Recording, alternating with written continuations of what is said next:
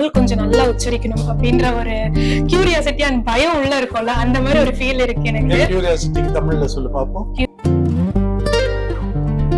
நிறைய படங்கள் வருது இல்லையா சார், நிறைய ஜான்ரால. நீங்க சொன்ன மாதிரி இந்த கதைக்களம்னா மக்கள் வந்து பார்க்க மாட்டாங்கப்பா, சின்ன படம்ப்பா, இல்ல தெரிஞ்ச முகங்கள் இல்ல அப்படின்ற ஒரு கிரைட்டீரியா வந்து வச்சு ஒண்ணு சில படங்கள் ரொம்ப கஷ்டப்படுது இல்லையா? அப்படி இந்த படத்துக்கு ஏதாவது நீங்க கஷ்டம் ஃபேஸ் பண்ணிருக்கீங்க, ஸ்ட்ரகிள்ஸ் ஏதாவது இருந்திருக்கா? நிறைய ஸ்கிரிப்ட் வச்சிருப்பாங்க, ஒரு கதையை வச்சிட்டு இருக்க மாட்டாங்க. ஒரு 4, 5, 10, சில பேர் 20, 30 வச்சிருப்பாங்க. குழந்தைங்களுக்கான படம் அப்படின்றத தாண்டி பெரியவங்க பார்க்கும் போது அதுல இருந்து ஒரு விஷயம் எடுத்துக்கணும் அப்படின்ற மாதிரி ஒரு இன்ட் வந்து எனக்கு கிடைச்சிருந்தது. குஷ்பு, சுஹாசினி, ராதிகா, ஊர்வசி 4 பேர் கதாநாயகிகள்.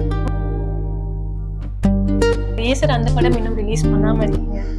அது முன்னோட ரொம்ப வருத்தம் வந்து அதுல நடித்த நடிகைகளுக்கும் அவர்களுக்கும் என்னோட மனைவி எல்லாரும் கேட்கறாங்க. நார்மல்னு யாருக்கெல்லாம் சர்டிபிகேட் வாங்க.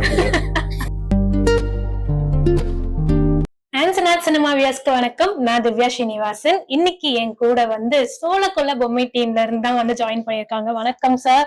வணக்கம் ரெண்டு பேருக்கும். வணக்கம். எல்லாரும் எப்படி இருக்கீங்க? நலம் நலம் சார். சார் இன்டர்வியூ பண்றேன்றப்ப தமிழ் கொஞ்சம் நல்லா உச்சரிக்கணும் அப்படின்ற ஒரு கியூரியாசிட்டி அண்ட் பயம் உள்ள இருக்கும்ல, அந்த மாதிரி ஒரு ஃபீல் இருக்கு எனக்கு. கியூரியாசிட்டிக்கு தமிழ்ல சொல்லு பாப்போம். கியூரியாசிட்டிக்கா தமிழ்ல 2% கேட்டீங்கன்னா சார் அத தமிழ் வார்த்தையா யூஸ் பண்ணி நான் வந்து போலான்னு நினைக்கிறேன். பயன்படுத்தி பேசலான்னு இருக்கேன். Okay sir. எனக்கு ஆரம்பமே அந்த மாதிரிலாம் ஆரம்பத்துல கொடுமைப்படுத்தி இருக்காங்க. ஓகே, அததான் லைக் இப்படி ஒரு தமிழ் மேல ஒரு பற்று அதிகமா இருக்கிறதுக்கு காரணமா சார்? அது அச்சத்தின் காரணமாக வந்த பற்று.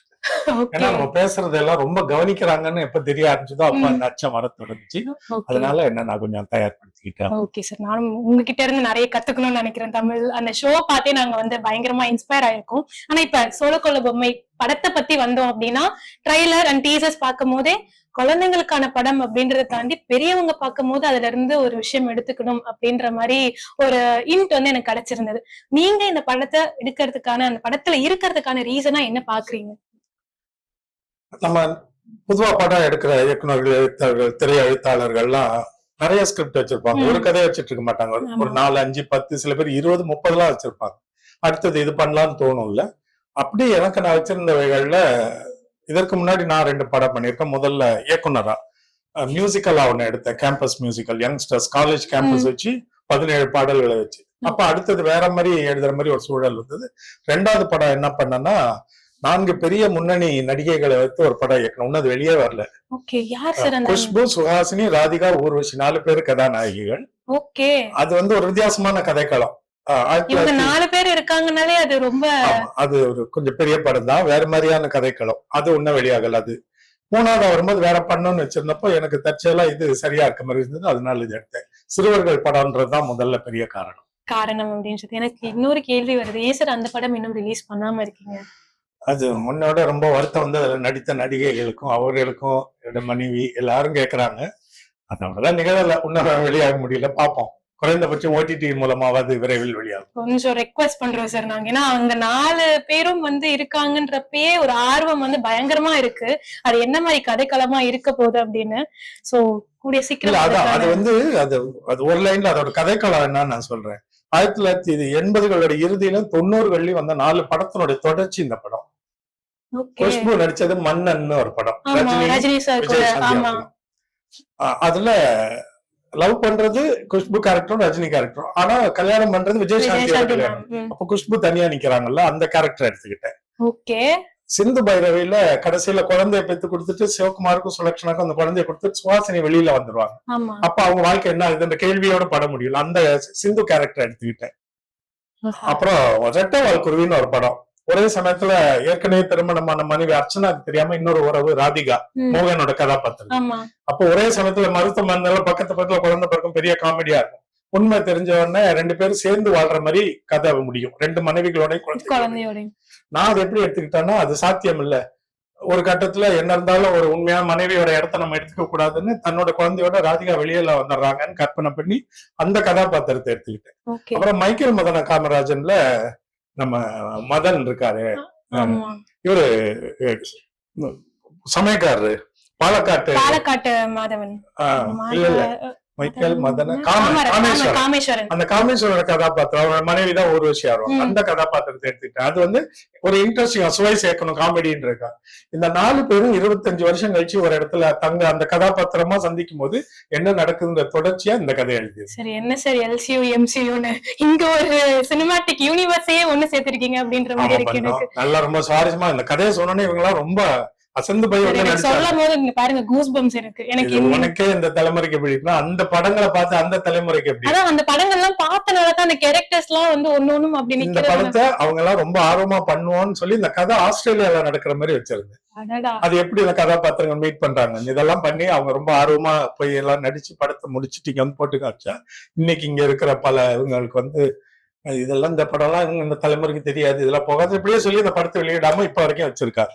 ஆனா விட மாட்டேன் நிச்சயமா என்ன முடித்து வைத்திருக்கிற படம். இவங்க எல்லாம் டெய்லி கேக்குறாங்க ஒவ்வொரு வாரமும் ஏன் உன்ன வெளியிடாம இருக்கிறீங்கன்னா வந்துரும். இப்ப சோழக்கொல்ல பொம்மைக்கு வந்துரும். இதுக்கப்புறம் எல்லாரும் அந்த கேள்வி உங்களை கேட்பாங்கன்னு நினைக்கிறேன். அந்த படம் ரிலீஸ் பண்றதுக்கான ஆப்பர்ச்சுனிட்டிஸ் வந்து கண்டிப்பா வைடர் ஆக போகுதுன்னு நான் விஷ் பண்ணிக்கிறேன் சார். மேனிஃபெஸ்ட் பண்றேன் நானு அது படம் வரணும் அப்படின்னு. சோழக்கொல்ல பொம்மைக்குள்ள வந்தோம் அப்படின்னா சிறுவர்களுக்கான படம். இப்ப இந்த காலகட்டத்துல என்ன மாதிரி ஒரு சூழ்நிலைக்கான படமா இது இருக்கும்னு நினைக்கிறீங்க? நம்ம என்ன பண்ணுவோம் முதல்ல இந்த சோழக்குள்ள பொம்மையில இவனோட கதாபாத்திரம் என்னன்னு இவனோட பின்னணி அதை சொல்லணும். யாரு என்ன படத்துல ஹீரோ கமலேஷ் அப்படின்னு வந்து ஹீரோஸ் மணிகள் 3 ஹீரோஸ் சோழக்கொல்ல பொம்மை. ஓகே, முதல் ஹீரோ அவர்தான். அதுக்கப்புறம் தான் அவங்க 2 பேருக்கு இணை ஹீரோஸ். சரி, நீ யாரு படத்துல உன் கதாபாத்திரம் என்ன பின்னணி? நான் வந்து ஒரு சென்னையில ஒரு லோக்கலான பையன். குப்பத்துல பையன். குப்பை பொறுக்கிற பையன். எங்க அப்பா வந்து ஃபுல்லா டீச் பண்ணுவாங்க. எனக்கு ஒரு அக்கா இருக்காங்க, அவங்க வந்து சாட்சனா அக்கா. தேசிய விருது வாங்கின எனக்கு வந்து எப்படின்னா என்ன வந்து ஸ்கூல் எல்லாருமே பண்ணுவாங்க. ஏன்னா என்கிட்ட என்ன எப்படி சொல்றது, நான் ஒரு ஏழை பையன். அதனால வந்து எல்லாருமே டீஸ் பண்றது. அதனால சட்டை ஷூ இருக்காது அது மாதிரி. நான் வந்து இந்த படத்துல உங்களோட எக்ஸ்பீரியன்ஸ் கேட்கறத தாண்டி எதெல்லாம் உண்மையாவே ஜாலியா என்ஜாய் பண்ணி பண்ணீங்க? எல்லாமே நான் வந்து நீ படம் முழுக்க ஜாலியா என்ஜாய் பண்ணி பண்ண நம்பிட்டு இருக்கேன். எல்லாமே ஜாலியா பண்ணேன். சரி, ஓகே. எது ரொம்ப கஷ்டமா இருந்தது? அப்ப ஸ்டண்ட் பண்ணிருக்கீங்க. பயங்கரம். அடி பிச்சு எடுத்துட்டாருங்க. இவன் எனக்கு கொடுத்த இம்சைக்கு அவங்க மூலமா வச்சு அடி சாத்தியாச்சு. ரீடேக்கா ஒரிஜினல் அடிப்பாங்க. என்ன ஒரிஜினலாவே அடி நிறைய அடி வாங்கிருக்கேன். ஓகே, முன்னாடி எல்லாம் அந்த இடம் முடிஞ்சிச்சு இழுத்துட்டு போவாங்க அப்படியே. வந்து அதான் கொஞ்சம் கஷ்டம். ஓகே, பயங்கரமா பையன் வந்து ஸ்டண்ட் பண்ணிருக்கேன்னு தெரியுது, பயங்கரமா அடி வாங்கியிருக்கேன்னு தெரியுது. வாங்கியிருக்க. ஓகே, அப்படியே தம்பி கிட்ட வந்தா தம்பியோட எக்ஸ்பீரியன்ஸ் எப்படி இருந்தது? என்ன மாதிரி ஒரு விஷயமா இருக்கு படம்? கதாபாத்திரம் சொன்ன நீ சொல்லு. நீ யாரு? வந்து சரவணன்.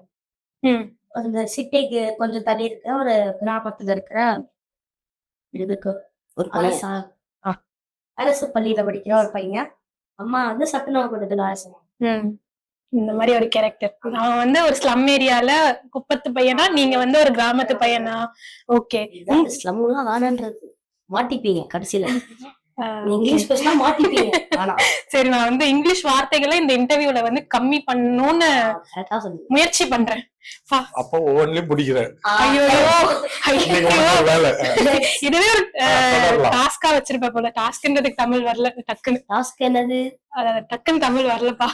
தம்பி கிட்ட உங்களுக்கு எது ஜாலியா இருந்தது, எது ரொம்ப கஷ்டமா இருந்தது? 5 days ஃபர்ஸ்ட் ஒரு 5 daysன்றனால ஃபர்ஸ்ட் படம்ன்றனால ஒரு மாதிரி பயந்துட்டே இருந்தேன். அந்த ஸ்ட்ரிக்ட் போல அந்த மாதிரி. அப்புறம் ஒரு 5 days அந்த மாதிரி தாங்க ஜாலியா தான் இருந்துச்சு. ஓகே, அப்பதான் தெரிஞ்சது அங்கிள் வந்து ஜாலி டைப். அப்படியா? ஃபர்ஸ்ட் என்ன மாதிரி டெரரா இருந்தாரா ஃபர்ஸ்ட் பாக்கும்போது? சார் பயமா இருந்ததா? எப்படி இருந்தாரு? சும்மாலாம் தெரியல, அந்த மாதிரிலாம் நார்மலா தான் இருந்தாரு. இப்ப சொல்லாம வேணாமான்னு யோசிக்கிறீங்களா? இல்ல, நார்மல் தான். ஓகே, ஜாலிதான். நார்மல்னு யார்கிட்டலாம் சர்டிபிகேட் வாங்க முடியாது. ஆனா உண்மையாவே சார் எந்த அளவுக்கு ஒரு ஃபன்னான பர்சன், ரொம்ப ஜாலியான பர்சனா இருந்திருக்காரு. இதான் இதான் சார். அதான் சார் பார்க்கும்போது வெளியே பார்க்கும்போது எல்லாருக்கும் நீங்க கொஞ்சம் அது விவகாரம் வேற. அது பாலிடிக்ஸ் வச்சு மேட போடுறீங்க. அதனால அப்படி கிடையாது இல்லையா? நம்ம வேலைக்கு வரும்போது நம்ம பொதுவா படத்துல இயக்குனர்களுக்கு எல்லாருக்கும் தெரியும், கேமரா முன்னாடி நடிகர்கள் அவங்க முகம் வந்து சரியா இருக்கணும்னா அவங்க கிட்ட போய் கோவப்படக்கூடாது, கோவப்பட முடியாது. அது சின்ன பசங்கன்னா அந்த வேலையே கிடையாது. அவங்க கிட்ட வேலை வாங்க முடியும்ன்ற நம்பிக்கை இருந்தாதான் அவங்கள வச்சே நீங்க படம் எடுக்கணும். அந்த வகையில் அப்படிலாம் அந்த எண்ணம் கூட வராது. இவங்க கிட்ட இருக்க பெஸ்ட் எப்படி யூட்டிலைஸ் பண்ணலான்ற பாக்குறதுதான் நம்மளுடைய பொறுப்பு இல்ல. ஒரு இப்ப நிறைய படங்கள் வருது இல்லையா சார்? நிறைய ஜான்ரால நீங்க சொன்ன மாதிரி இந்த கதைக்களம்னா மக்கள் வந்து பார்க்க மாட்டாங்கப்பா, சின்ன படம்ப்பா, இல்ல தெரிஞ்ச முகங்கள் இல்ல அப்படின்ற ஒரு கிரைட்டீரியா வந்து வச்சு இப்ப வந்து சில படங்கள் ரொம்ப கஷ்டப்படுது இல்லையா? அப்படி இந்த படத்துக்கு ஏதாவது நீங்க கஷ்டம் ஃபேஸ் பண்ணிருக்கீங்க, ஸ்ட்ரகிள்ஸ் ஏதாவது இருந்திருக்கா? நிச்சயமா எல்லாருக்கும் இருக்க மாதிரி எனக்கும் இருக்கு, இந்த படத்துக்கும் இருக்கு. முதல்ல இந்த மாதிரி ஒரு படம் வச்சிருக்கேன், அதை ரிலீஸ் பண்ணணும்னு சொன்னா யாரு ஆக்டர்னு கேட்பாங்க. முதல்ல ஹீரோ தானே, அப்புறம் தானே யாரும். ஹீரோஸே கிடையாது இதுல, குட்டி பசங்க படம் அப்படியா அப்படின்னு. அது இயல்பா இருக்கிறது. ஆனா நம்ம வந்து எல்லாரும் பார்த்தா அவங்க ரசிப்பாங்க, பிடிக்கிற மாதிரி இருக்கும். நம்ம ஒரு படம் எடுத்துட்டா நம்ம வந்து கவலைப்படவே வேணாம். எல்லாருக்கும் அந்த உறுதி இருக்கும். இதை மத்தவங்க தான் பார்த்துட்டு சொல்லணும். அந்த போராட்டம் எனக்கு இருந்தது. இப்ப வெளியே கொண்டு வரதுக்கு கொஞ்சம் தாமதமானதுக்கு அதுவும் ஒரு காரணம். அதுவும் ஒரு காரணம். ஆனா என்ன ஆனாலும் சரி, சினிமா வந்து ஜெயசந்திரன் சார் வந்து விட்டு போகாது, அவரும் அதை விட்டு போக மாட்டாரு அப்படின்ற ஒரு பிடிப்பு இருக்குல்ல சார்? சினிமானா உங்க லைஃப்ல எப்படி சார் அது? ஒரு வார்த்தை சில பேர் எல்லாம் சினிமால இருக்கவங்க எல்லாம் சொல்லுவாங்க, எனக்கு சினிமா தான் மூச்சு, சினிமா தான் உயிர், சினிமா தான். நான் அப்படிலாம் நினைக்கல. எனக்கு பிடிச்ச விஷயங்கள்ல ஒண்ணு சினிமா. அதுல இசை ரொம்ப பிடிக்கும். சில படங்கள் இயக்கி பார்க்கணும்னு நினைச்சேன். அந்த பயணத்தினோட ஒரு இடம் தான் சார். இசை ரொம்ப பிடிக்கும் அப்படின்றதுனால இப்ப சமீப காலத்துல இன்டர்வியூஸ்ல எல்லாருமே பிளைண்ட் ரேங்கிங் அப்படின்ற ஒரு விஷயம் பண்றாங்க சார்.